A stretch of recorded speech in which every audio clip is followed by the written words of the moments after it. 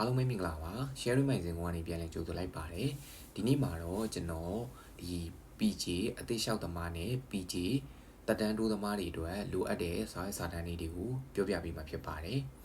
အဲ့တော့ပထမအဆုံးတစ်ချက်အနေနဲ့ PJ အသေးလျှောက်မဲ့လူတွေအတွက်ပြောပြပေးမှာဖြစ်ပါတယ် PJ အသေးလျှောက်နေတဲ့လူတွေအတွက်လိုအပ်မဲ့စာရေးစာတမ်းတွေကတော့ဒီမှတ်ပုံတင်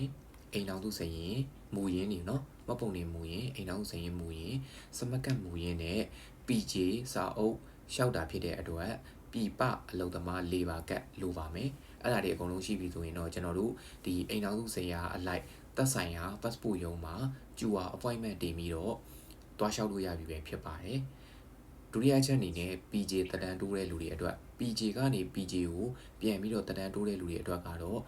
ပို့ရတာတခုရှိမယ်ကျွန်တော်တို့ကိုယ့်ရဲ့ငကိုကင်ထားတဲ့ PJ စာအုပ်ကတစ်ဖက်နိုင်ငံတခြားနိုင်ငံမှာအလုပ်လုပ်ဖူးတာရှိတယ်ဆိုရင်တော့အခွန်ဆောင်ထားတဲ့စာရွက်လိုပါမယ်ခင်ဗျအဲ့တော့လုပ်ဖူးတာရှိတဲ့လူတွေအတွက်ကတော့အခွန်ဆောင်စာရွက်ရဲ့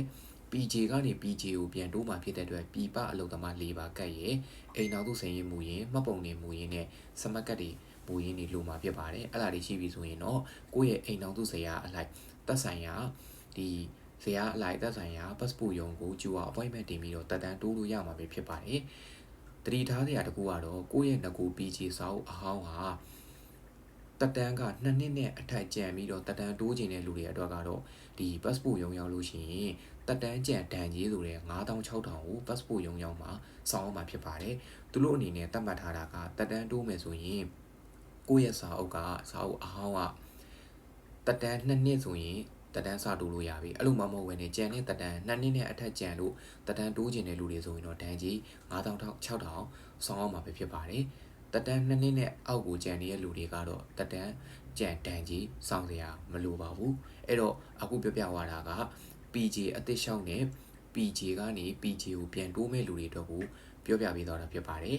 အားလုံးကျေးဇူးတင်ပါတယ်နောက်ဗီဒီယိုမှာ PV အသစ်ရှောက်တွေနဲ့ PV သက်တမ်းတိုးတွေအကြောင်းပြောပြပေးမှာဖြစ်လို့တခုခုသိချင်တာရှိရဆိုရင်ကျွန်တော်ရဲ့ဒီ TikTok comment မှာလာမှန်းလို့ရသလိုကျွန်တော်ရဲ့ chat box ကနေရတယ်သိချင်တာများရှိရင်လာရောက်မေးမြန်းလို့ရပါတယ်ကျေးဇူးတင်ပါတယ်ခင်ဗျ